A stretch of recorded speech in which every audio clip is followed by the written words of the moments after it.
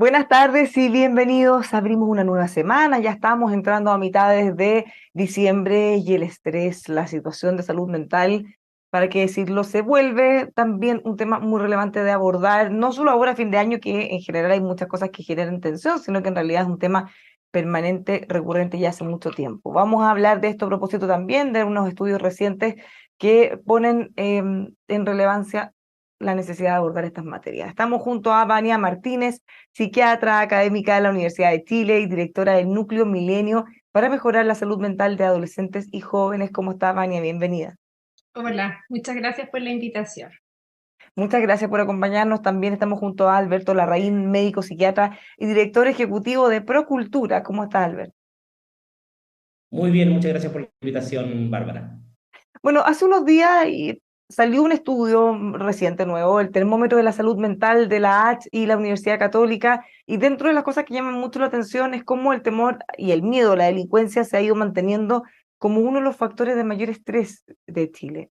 Le podemos agregar todo lo estacional también, pero ¿cómo ven ustedes a partir de ese estudio, pero en realidad en el general, Alberto? Sí, bueno, la H y la Católica han sacado varios estudios a lo largo del año en materia de salud mental y yo creo que esto lo primero es que nunca antes habían tenido el tema más puesto sobre la mesa. Si uno ve incluso los periódicos nacionales el fin de semana, tuvimos varios reportajes en distintas temáticas en materia de salud mental y eso está bien en la línea de que la población considera hoy día que la salud mental es el primer tema sanitario que tiene Chile. Ahora, cuando le preguntan a la gente sobre el tema sanitario, curiosamente, la gente considera salud mental distinto a estrés. ¿Ah? Está en dos categorías distintas. Si tú sumaras ambas, aumentaría. Y tiene que ver principalmente con que, como tú bien señalas, la gente considera estrés de manera multifactorial y ahí incluye los temas de delincuencia, los temas de incertidumbre económica, los temas que están más bien asociados a lo que está pasando en el continente. Nosotros tenemos hoy día dos países vecinos nuestros que han tenido problemas importantes la última semana en su estabilidad política, y eso sin duda en uno tiene repercusiones globales. Pero yo tengo entiendo a creer que la gente logra hacer esa diferenciación, esto es una apreciación, no tiene ningún tipo de evidencia empírica, pero respecto a poder diferenciar un poco lo que es una enfermedad propiamente tal, respecto a lo que es el estrés más global y que estamos viviendo todo y que ha sido muy intenso desde el estallido, pasando incluso después de la pandemia. Ya, o sea, la gente está acertada entonces cuando hace esa distinción entre problemas de salud mental y estrés, o hay, o sea, obvio Yo que hay creo puntos en común, pero es una distinción sana para poder distinguir que hoy día efectivamente todos estamos muy sometidos a estrés. O sea, si yo le pregunto a la población, y ahí la Vania sabe mucho más que yo, pero yo hago estudios poblacionales y le pregunto cuánto porcentaje de la población está estresada, los valores son muy altos. ¿Cuál es la importancia de estas dos cosas? Que efectivamente el estrés puede ser una enfermedad en sí mismo, pero además puede ser un factor de riesgo para otras enfermedades como una depresión o enfermedades más graves. Ahora, lo preocupante, para ponerlo de otro lado, es que siendo aún el tema más importante, no logremos tener una dinámica poblacional de país respecto a ver cómo vamos a abordar el tema en su conjunto. Hay ciertos atisbos de luz, sin duda. Tenemos algunos programas que se están haciendo, el ministerio lo tiene entre sus tres prioridades, y eso sin duda es muy positivo, pero estamos muy lejos todavía de que esto pueda ser la prioridad que el país necesita. Vania, ¿cómo lo ves? Y esta distinción también, porque claro, puede ser sano, como dice Alberto, considerando que hay factores que no dependen de nosotros, no dependen ni siquiera del país, y que por supuesto que nos generan tensión. Sí, yo al estudio que te refería, que es de la Asociación Chilena de Seguridad y la Universidad Católica, creo que tiene una metodología que es muy buena, bastante robusta, que son los estudios longitudinales. Entonces ellos, esta es la sexta medida que hacen evaluando a la misma población. Bueno, han ido incorporando nuevas personas a lo largo de las distintas olas, se llama cada vez que hacen una de estas evaluaciones, pero eso nos permite ver cómo ha ido cambiando. Por ejemplo, uno de los aspectos que ahí se menciona es que un instrumento que ellos utilizan, que es para evaluar salud mental en general o más globalmente, nos muestra que estamos mejor que con respecto a cuando estábamos en confinamiento, ¿ya? Sin embargo, en depresión, por ejemplo, estamos más o menos igual. y sobre todo en las brechas que hay entre mujeres y hombres. Entonces aquí hay personas que pueden estar sometidos al mismo estrés, ¿ya? O pueden estar sometidos a distinto estrés y eso va a tener un impacto diferente. Por lo tanto, estas investigaciones yo creo que apoyan y apuntan a que visibilicemos el problema, el mismo rol que pueden tener también los medios de comunicación hablando de esto, y tenemos que avanzar, un poco como lo que decía Alberto también, a cuáles son las soluciones y las propuestas y lo que efectivamente podría tener un impacto positivo en esta salud mental. Haciendo esta mirada, y siempre es bueno poner estos estudios sobre la mesa porque nos permiten seguir manteniendo el tema. Alberto, ¿cómo ha visto esta evolución desde la pandemia hasta ahora? La salud mental es un tema en el que estamos el debe desde hace mucho tiempo. Sí, a ver, nosotros tenemos hoy día temas que son bien complejos. Uno es que efectivamente la salud mental está al debe hace mucho tiempo y nosotros teníamos una capacidad de atender solamente al 20% de la población y estaba principalmente afectado por el desbalance que hay entre el sector privado con el sector público. ¿Qué es lo que ha ido pasando?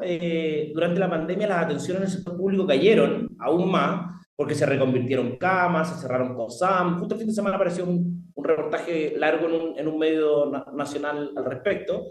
Pero además tenemos que, como nunca antes, la demanda de psiquiatras ha aumentado. Y eso ha ido haciendo que también los precios del sector privado vayan aumentando en términos de contratación. Entonces hoy día tenemos que el sector público abre cargos de psiquiatra, pero no tenemos capacidad de que esos cargos se llenen, ¿ya? Porque es mucha la diferencia con el sector privado. Entonces, es un momento bien complejo porque yo diría que estamos con una gran cantidad de enfermedades mentales, pero con una capacidad de atención menor que la que teníamos prepandemia, al menos en el sector público, ¿ya? Y eso ha ido haciendo que en el sector privado la gente tenga que recurrir más a aumentar su gasto de bolsillo para poder acceder a algunas atenciones. Hay otros temas que son complejos de abordar desde el punto de vista sistémico, por ejemplo, lo que ha ido pasando con las licencias médicas. Hemos tenido estos últimos días fuertes noticias respecto al impacto de profesionales que estarán haciendo mal uso de las licencias médicas y que hay incluso de estudios de la Fiscalía que tomaron ahora detenidos a ciertos profesionales. Pero eso, por ejemplo, nos repercute de manera muy importante en salud mental porque en salud mental se rechazan más licencias médicas que en cualquier otra condición de salud. Y algo que ha dado circulado harto en el gremio tiene que ver con la dificultad que estamos teniendo para que efectivamente las licencias se acepten o para que efectivamente la gente pueda hacer el reposo que necesita. Entonces, hay algo bien complejo de equilibrar porque está por este otro lado el tema de la licencia fraudulenta que efectivamente se han ido demostrando.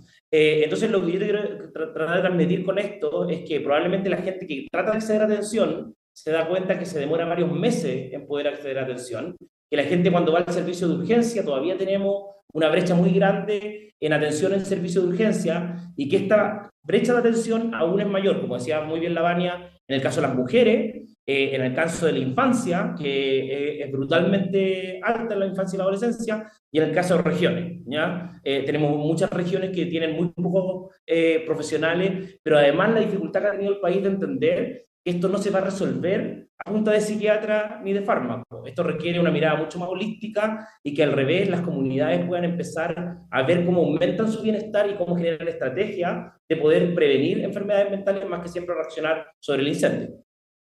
Vania, hay factores, a propósito de lo que decía en este estudio, la seguridad o la inseguridad, se ha puesto como uno de los factores de mayor tensión. ¿Cómo ves eso? ¿Hay distinciones entre jóvenes, adultos, adolescentes? ¿Cuáles son las cosas que más están afectando a cada uno de estos grupos? Que puede ser eso o eventualmente otras cosas. Sí. Claro, efectivamente los factores de riesgo y los factores protectores son diferentes de acuerdo también a los grupos etarios, ¿ya?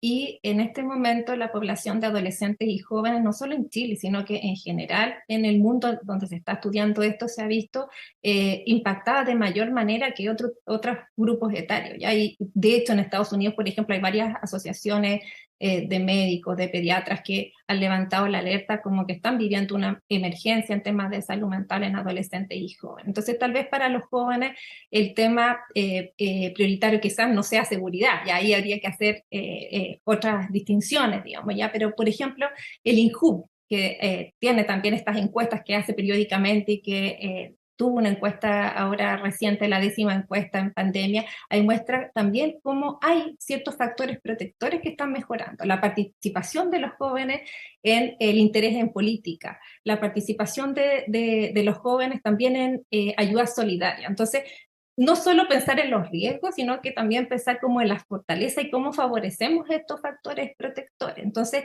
estas encuestas deben informar a la política pública para que la política pública pueda tomar decisiones en base a grupos etarios, en base al sexo, en base a otras condiciones. Por ejemplo, sabemos que el personal de salud ha sido uno de los con mayor impacto en temas de salud mental, la población de migrantes, la población de la diversidad sexual y de género, la población indígena. Entonces, necesitamos no solamente mirar como estos números en globo, sino pensar cómo en conjunto podemos favorecer factores protectores y disminuir los riesgos a la medida que se pueda.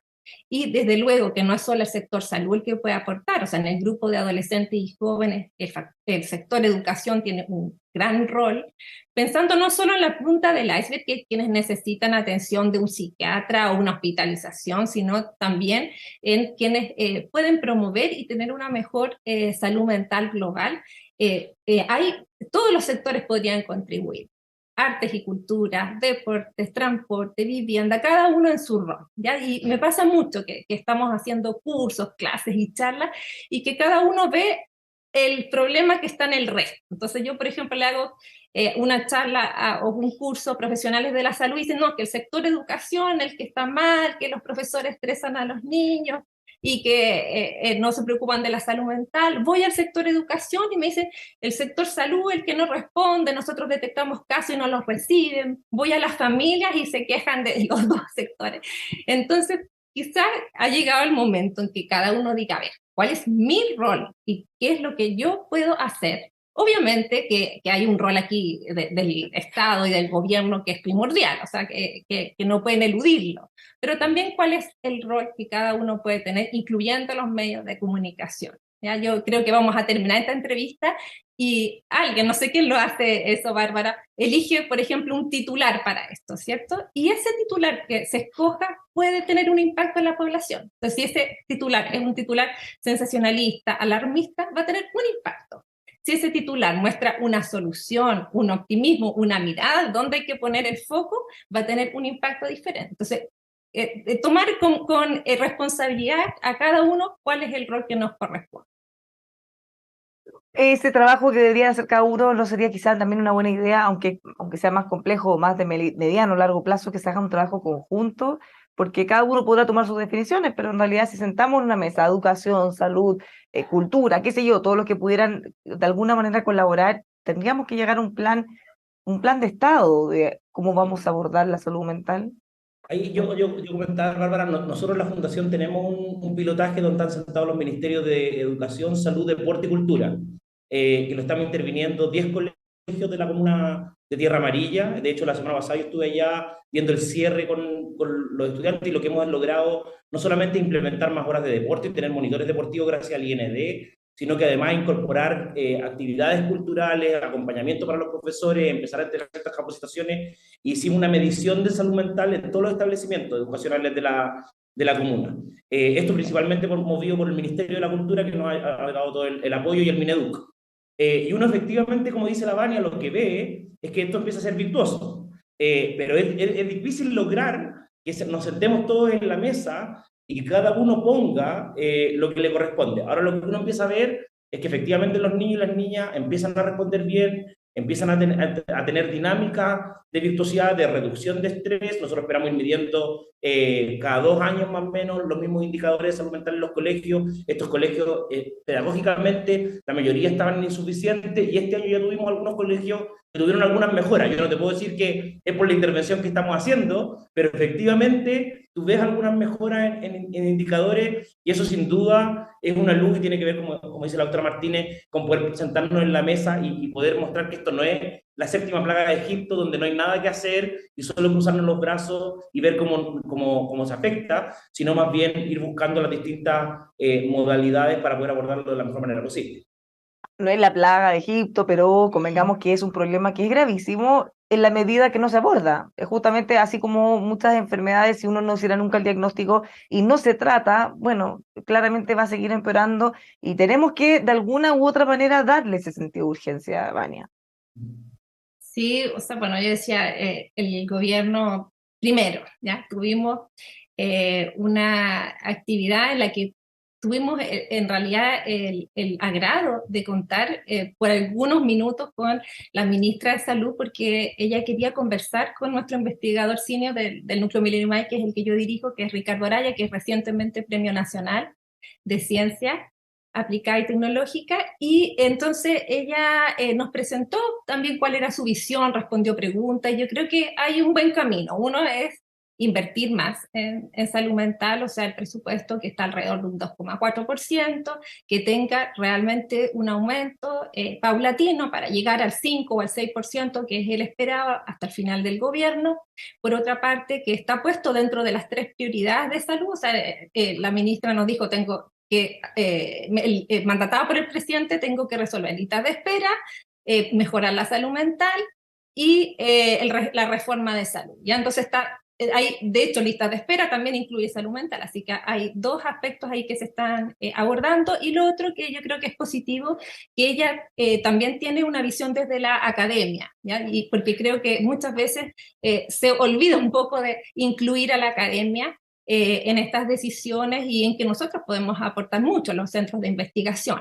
Y la participación, también eso yo lo veo como algo positivo. Hay un consejo asesor de salud mental en el que están participando distintos actores, también de la sociedad de civil, también familiares y personas que tienen problemas de salud mental.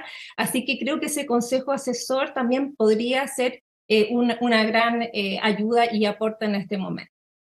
Dentro de las cosas que llaman la atención en este termómetro de la salud mental, 1 de cada 5 personas se siente sola. Y esto es algo muy relevante porque quizá ahí no hay tanta distinción entre las edades o el nivel socioeconómico, ni Pero dónde sí hay viven, diferencia ¿ya? entre mujeres y hombres. Entre Son más mujeres y hombres, mujeres, sí. sí, son, de hecho, 1 de cada 4 mujeres se sentía sola. Entonces creo que ahí es muy importante ¿A qué le atribuye? considerar qué es lo que está Yo pasando. sé que todo esto es multicausal, pero más o menos, ¿por dónde va? ¿Por qué a las mujeres les afecta más eso? Sí. O sea, probablemente puede ser también porque las mujeres esperamos más de las relaciones, ¿ya? O sea, ahí hay una mirada, y otra mirada es que efectivamente hay una sobrecarga en el rol que tienen las mujeres, están más a cargo del cuidado, y muchas veces ese cuidado es un cuidado solo, ya tienen mayor precariedad económica, son más víctimas también de situaciones de abuso y de violencia. Así que hay varios factores. Y por eso es que también otro elemento importante cuando abordamos la salud mental es esta mirada interdisciplinaria, ya intersectorial e interdisciplinaria y transdisciplinaria. Entonces, aquí nos puede aportar mucha gente que viene desde la antropología, desde la sociología, para lograr entender por qué está pasando esto de que las personas, a pesar incluso de estar acompañadas, se sienten solas. Me pasa mucho en la atención clínica con adolescentes que me dicen, o sea, me siento solo, tú los ves desde afuera y los ves que van a fiestas, que tienen amigos, pero se sienten solos. ¿Por qué? Porque no tengo amigos en los que pueda confiar. ¿Cómo trabajamos eso? Porque un gran factor protector es mejorar las redes de apoyo. Por una parte, la comunidad, o sea, si vivimos en un mundo que es individualista, en el que ráscate con tus propias uñas y se nos está enseñando a competir con el otro y no hacer equipo y colaborar, yo creo que ahí vamos por muy mal camino. Algo que tuvo la pandemia, de hecho, fue que las personas se sintieron más cohesionadas porque compartían algo en común. ¿Ya? Y además uno estuvo más preocupado, no sé si a ustedes les pasó, pero a mí por lo menos me pasó estar llamando por teléfono, contactándome por distintos medios de gente que hace tiempo que no veía, ¿ya? Y cómo estará tal persona. Y entonces hubo algo que no lo hemos mantenido en este tiempo, que volvimos como al ritmo habitual, y creo que es algo que podemos rescatar, cómo estar preocupados de las otras personas y para que no haya nadie en nuestro país que se sienta solo o sola.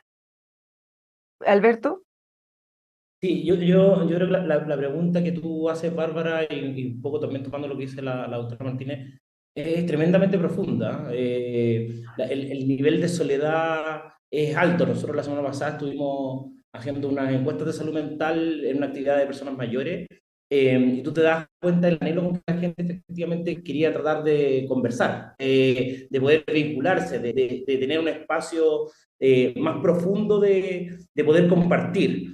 Y en ese sentido, ese es el tipo de cosas cuando nosotros hablamos de que la salud mental o los problemas de salud mental no se van a resolver a punta ni de psiquiatra, ni de remedio, ni dentro del Vox. Poder resolver el tema de la soledad o el tema de la cohesión o cómo en el fondo nosotros nos vinculamos los unos con los otros excede por lejos lo que puede hacer el sector salud. Tiene que ver con una forma de relacionarnos muchísimo más profunda, muchísimo más profunda.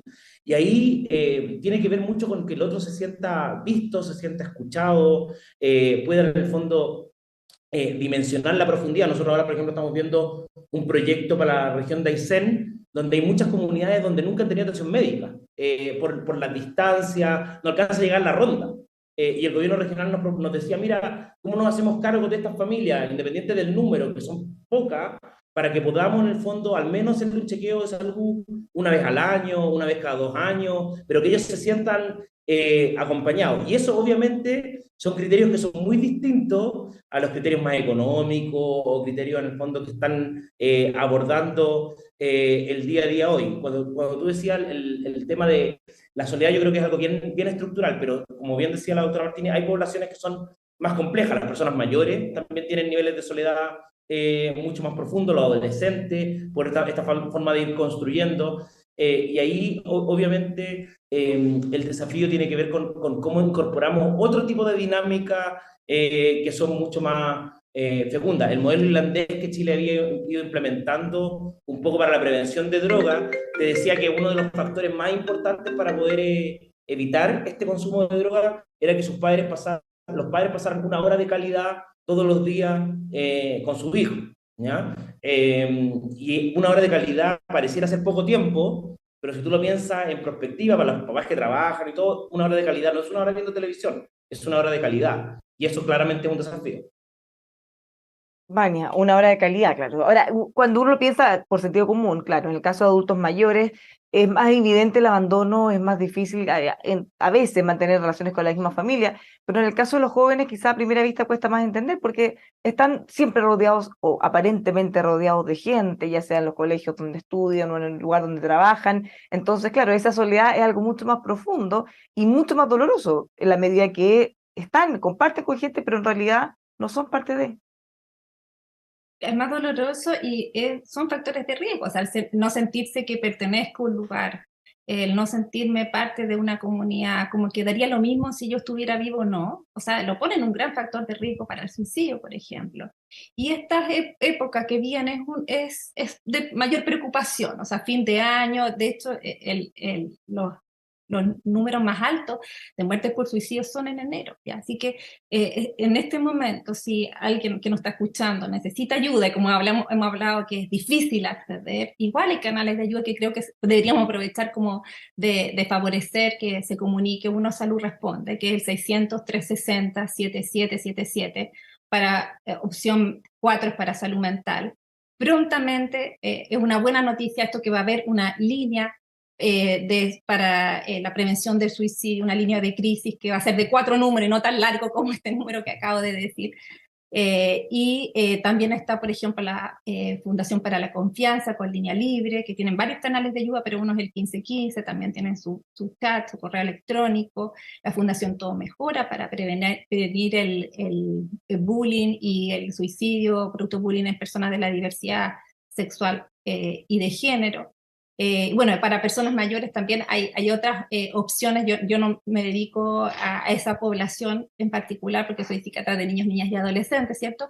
Pero las personas mayores, los hombres de hecho, mayores están también en muy alto riesgo, así que ahí Fundación Míranos es una posibilidad también de un apoyo, y el mismo Fono Salud Responde. Así que creo que es importante considerar que hay ayuda. Y de hecho muchas veces uno ve como hay gente que a posteriori dice, o sea, pucha, deberíamos juntarnos más, ¿cierto? Deberíamos compartir un café o cuenten conmigo, cuando ya alguien ya no está tan bien, ¿cierto? Entonces creo que es importante que nos adelantemos a eso y digamos, bueno, aquí hay alguien que te puede ayudar, te puede escuchar y te puede acompañar.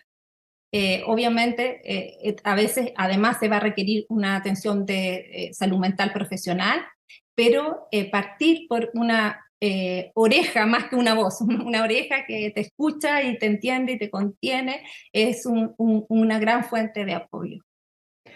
Alberto, para cerrar, agregamos o nos sumamos a este llamado que hace Vania y también volvemos a poner sobre la mesa, ojo, fin de año, fiestas, Navidad, Año Nuevo, son periodos muy duros para las personas que tienen problemas graves de salud mental y como decía ella, es un periodo de extremo riesgo, deberíamos estar todos más atentos.